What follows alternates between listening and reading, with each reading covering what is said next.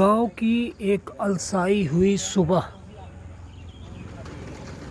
सुबह के 8 साढ़े 8 बजे होंगे।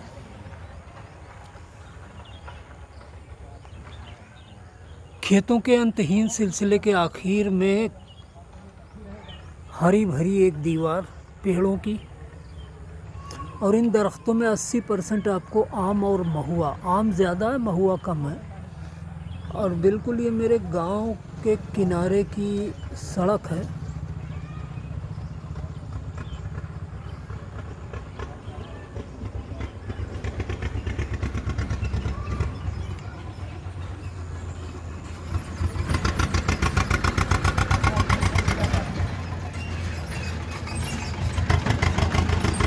और सड़क के पीछे भी कुछ घर नज़र आ रहे हैं।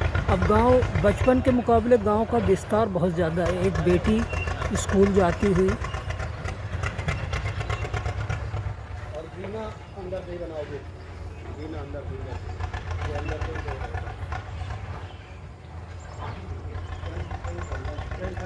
धान की पकी हुई फसल। मैं जहाँ खड़ा हूँ ये ज़मीन की सतह से कम 6 फीट ऊपर है। एक मेरे दोस्त का सड़क के किनारे बना हुआ मकान का स्ट्रक्चर है, जिसके ऊपर मैंने ट्राईपॉड लगाया कैमरे के लिए।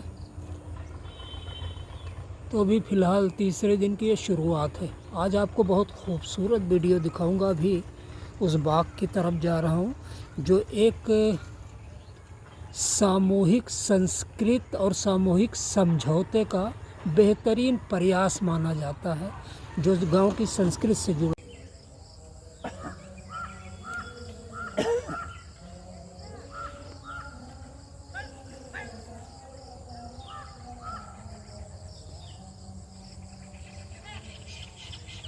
गांव के प्रवास का तीसरा दिन है। सुबह का वक्त है, शायद 9 के आसपास बजे होंगे, और मैं आपको दिखाता हूँ वो तालाब जो एक इतिहास है, अपने आप में एक इतिहास रखता है। यहाँ से लगभग 1 किलोमीटर का अगर पूरी लंबाई ली जाए तो ये तालाब लगभग 700-800 मीटर या हो सकता है 1 किलोमीटर लंबा हो, क्योंकि ये 3 गांव से, हमारे गांव से शुरू होकर ये बहुत आगे जाता है। एक ब्राह्मणों का गांव है, उसके बगल फिर मुसलमानों का गांव है, तो 3 गांवों से जुड़ा हुआ है। और इसके कगारों पर आम और महुआ के बहुत सारे पेड़ हैं। अभी वो बाग दिखाऊंगा जिसे हम बड़ी बाग कहते हैं, और जिसके मालिक तो हैं, लेकिन खाने के लिए कभी पाबंदी नहीं रही, उसके फल कोई भी खा सकता है। तो ये गांव हमारे सामुदायिक इत्तेहाद का एक बेहतरीन नमूना है। हिंदू मुसलमान सारे, अक्सर दलित परिवारों के जो 50-60 घर होंगे, उनका पेड़ यहाँ पर नहीं था। सिर्फ चौरसिया समाज के, जो मैं आपको दिखाना चाहता हूँ, ये देखिए जो सिधाई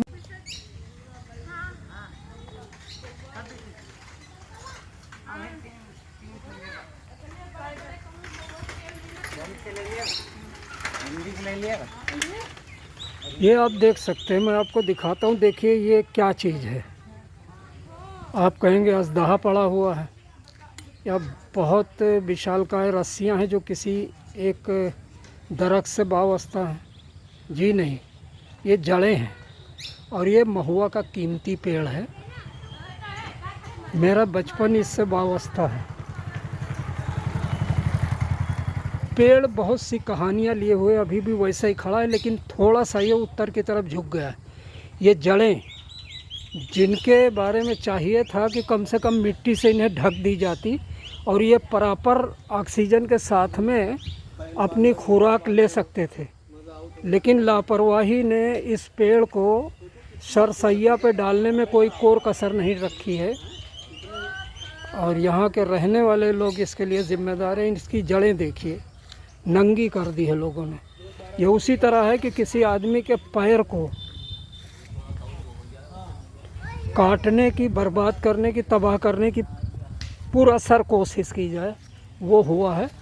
अब मैं आपको उस बगिया के बारे में बता रहा हूँ, जिसके बारे में मैं बोल चुका हूँ कि हमारे सामूहिक इतिहाद, ग्रामीण कल्चर और प्राकृतिक परिवेश का एक बेहतरीन नमूना है। और मेरे पीछे आप देख सकते हैं, इस छायादार पेड़ के पीछे जो एक बाग नज़र आ रहा है, स्पेशली वही बाग है, लेकिन अब इसके बहुत कम अवशेष बचे हुए हैं। पहले इतने पेड़ थे इसके अंदर कि दिन के वक्त भी, कम से कम दोपहर में भी आपको अंधेरा महसूस होता था। लेकिन इस वक्त आप देख सकते हैं कि गिनती की अगर आप गिनना चाहें तो ज़्यादा दूर नहीं लगेगा। ये तालाब के किनारे जो मिट्टी पड़ी हुई है और ऊंचा सा है, जिसे हम भीटा कहते हैं, देहात में हम इसे भीटा कहते हैं। और भीटे पर खड़े होने के बाद में अगर हम चाहें तो आसानी से गिन सकते हैं कि कितने पेड़ महुआ के हैं, कितने आम के। ज़्यादातर बहुतायत पेड़ जो है वो आम के हैं और गांव का हर बड़ा ख़ानदान इसका मालिक है। इनके इतिहास के बारे में मैं नहीं जानता, क्योंकि बचपन में मैंने देखा था कि इसे बड़ी की बगिया इसलिए कहते थे कि ये सारा एरिया जिनके बीच में पेड़ ख़त्म हो गए और खेत निकल आए, ये सारा एरिया पेड़ों से भरा हुआ था। और एक बाग जो बाबू की बगिया के नाम से मशहूर था और जिसमें कम से कम 30 से 35 पेड़ थे, उसका तो निशान भी मिट चुका है। इस सुरम में झील नुमा लंबे तालाब के किनारे आप एक इमारत देख रहे हैं, बिल्कुल किनारे खड़े हुए, पेड़ों के दरख्तों से छुपी हुई तालाब के किनारे, अपने लिए ऑक्सीजन और सुरक्षा का एहसास कराती हुई एक खूबसूरत सुरम्य जगह पर एक इमारत खड़ी हुई है। और ये इमारत भी बदलते हुए गांव और प्रगति की निशानी है। मैं अपने गांव के ये ग्राम पंचायत से जुड़े हुए एक सदस्य हमारे सामने खड़े हुए हैं, इकराम साहब, इनसे पूछता हूँ किदवई साहब, ये किस चीज़ की इमारत है? ये ग्राम पंचायत। अच्छा, ये ग्राम पंचायत की है। पिछले 40 सालों से के पहले भी प्रधान थे, लेकिन 40 सालों से मैंने नहीं देखा, तो आप बताएंगे इस ग्राम पंचायत के बारे में कुछ? हाँ, ये ग्राम पंचायत जो है पिछले सत्र में जो प्रधान थे, अच्छा, उनके वक्त में इसकी बुनियाद डाली गई। अच्छा। और काम पूरा नहीं हो पाया था, उसी दरमियान जब दूसरा इलेक्शन हुआ, हाँ, तो दूसरे जब नए प्रधान, हाँ, शराफा साहब, हाँ, तो उनके टाइम में इसकी इफ्तिताह हुई। अब इसको फाइनल वो करके सब इस काम में चल। तो देखिए, ये खूबसूरत इमारत का जो ग्रामीण विकास का एक बेहतरीन नमूना है। मैं एक बार फिर आपको इसकी तस्वीर दिखाता हूँ।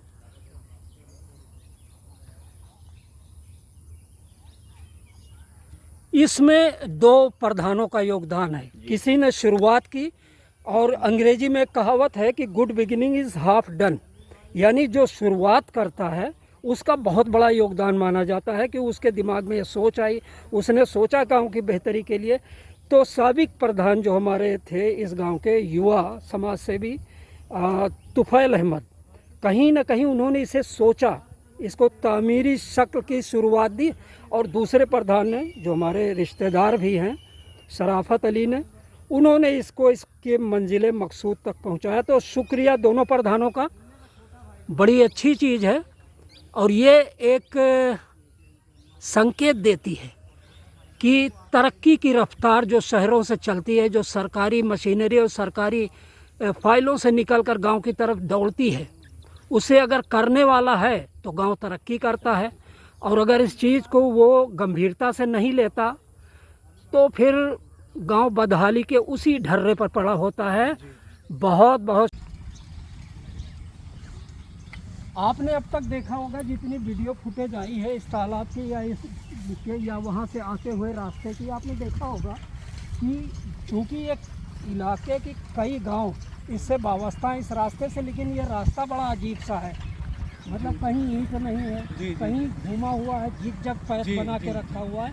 तो ये मेरे समझ में नहीं आ रहा है कि लोगों ने इसका प्रपोजल नहीं दिया ग्राम प्रधान ने आगे, या क्या मसला है ऐसा कि ये सड़क आज तक 40 साल से आज तक का इसमें कोई सुधार नहीं है। आखिर पक्की सड़क बनी क्यों नहीं है, इस बारे में आप कुछ बताएंगे? आपका नाम? अयोध्या प्रसाद का हूँ। अयोध्या प्रसाद जी, पहले आप ही बताइए कि ये रास्ते न बनने के पीछे कारण क्या है? ये लोग थोड़ा थोड़ा अपना, कोई कुछ कह रहा था, कोई कुछ कह रहा था, कोई कुछ कह रहा था, यार मज़ार है, ये मिट्टी में मतलब उपयुक्त नहीं है, हमारे बुजुर्ग जो हैं इसमें मुंदे हुए हैं, इसमें मज़ारे हैं तो और आगे उधर कहीं है, कुछ ऐसे लोग अपना पॉइंट नहीं, तो यहाँ तो खोदने की ज़रूरत नहीं, 8 फुट सड़क तो इधर से बन सकती है। जी जी जी जी। और तो बस ये तमाम दिक्कतें थी, लोग मतलब इच्छुक नहीं थी कि आने जाने के लिए बढ़िया सुंदर रास्ता तैयार आप हो जाए। बताएंगे इस बारे में कि आखिर आपके नज़दीक इस बारे में सच क्या है कि ये सड़क जिस पर लोग आ रहे हैं इतना, जी। कोई ऊपर से चल के आता है, कोई उस रास्ते से चल के आता है, और यहाँ से वहाँ तक इतनी लंबी सड़क, जाहिर से कोई पीछे की तरफ हम देखते हैं ना, तो पेड़ों के झुरमुटों में काफ़ी घर हैं, तो जाहिर सी बात है उधर भी कोई गांव है, इधर भी एक गांव है। तो इन गांव के प्रधानों ने कभी इस बारे में नहीं सोचा कि इस पर से एक बेहतरीन सड़क होनी चाहिए, परिवहन की समस्या हल हो जाए, नहीं, आप कनेक्टिविटी बने? सही कह रहे हैं। तो इस उपेक्षा इसकी का आवाज़ कई मरतबा उठी, लेकिन कुछ हम लोगों की कमियां हैं कि लोगों को जागरूक नहीं कर पाए। कुछ लोगों की बात आराजी है जिनके बहुत थोड़े हैं। उनका मसला ये है कि भाई इससे सड़क में चली जाएगी तो हमारा नुकसान होगा, लेकिन बाद में हम लोगों ने समझाया, क्योंकि 4-6 गांव से इधर थे और 60 तहसील अब बन गया है, जाने का बड़ा वो रास्ता बड़ा सुलभ और आसान है। तो अब ये हम लोगों को मशवरा हुआ है कि इसको आराजी जा रही है, जाए। मुझे संक्षेप और में एक सवाल का, फाइनल सवाल का जवाब ये दीजिए। हम इंशाल्लाह लोगों से कन्विंस करके उनको मोटिवेट किया है और ये कर दिया है कि ये 60 जाएगी तो आपका जो प्लाट बचेगा वो भी बेनिफिशियल होगा, लोगों से आपको बहुत वो भी मिलेगी, हैं। तो अब इसके लिए मैंने वो कर दिया क्या है। प्रशासनिक जानकारी देंगे कि ये ज़मीन जो है हाँ, ये किस डिपार्टमेंट के अंदर है? ग्रामीण बंजर है या सरकारी है? दिक्कत कहाँ आ रही है? नहीं, ये तो बाग है और इसके बाद भी ये बाग है, ये जो ये है ये सही हाँ। वो ये ग्राम और सभा- इसके ये नीचे ग्राम बताई समाज। जाती हैं कि ग्राम कब्रें समाज। हैं अब इसको इसके तो नीचे, हमने तो कभी नहीं कब्र सुना। नहीं है भाई। ये देखो एक बात है, आपको नहीं मालूम, मैं तो यहीं का रहने वाला हूँ। ये असल चीज़ है कि हम लोगों के अंदर वो गांव में जागरूकता नहीं थी कि मेरी ज़मीन जाएगी। अब उनको समझ में आ रहा है कि इतनी ज़मीन जाने से मेरा बकिया ज़मीन जो है वो वैल्यूबल हो जाएगी, और दूसरी चीज़ लोगों के आवागमन का एक सुलभ रास्ता बन जाएगा। तो लिहाजा अब इस बात को हम तो लोगों ने तय किया है कि किसानों को इंशाल्लाह कभी कन्विंस करने की कोशिश की गई? नहीं की गई है कि अच्छा। कर लिया, मैंने बात कर लिया है जिन जिन लोगों के हैं शेयर इसमें, बल्कि ज़्यादा शेयर हम लोगों के परिवार का है, उसको मैंने ऑलरेडी बोल दिया। तो आपने देखा, मैं नहीं, बताना ग्रामीण- चाहता हूँ, इन दो मतलब संभ्रांत नागरिकों की बातचीत से इस चीज़ का खुलासा हुआ। 2 दिक्कतें सामने आई। पहली चीज़ तो ये है कि एक किंवदंती जो ग्रामीण परिवेश में विकास को कहीं न कहीं अवरुद्ध करती है, वो ये है कि जगह जगह मज़ार या कब्र का जिक्र कर दिया जाए। दूसरी चीज़ ये है कि उपेक्षा, यानी इस तरफ ध्यान ही ना दिया जाए कि कम से कम इस चीज़ को शहर की सड़कों से कनेक्टिविटी बढ़ाई जाए। तो देखना यह है कि आने वाले दिनों में जागरूकता बढ़ती है, लोगों की दिक्कत का समाधान होता है, और ये रास्ता मेन रोड से जाकर मिलता है या नहीं मिलता है।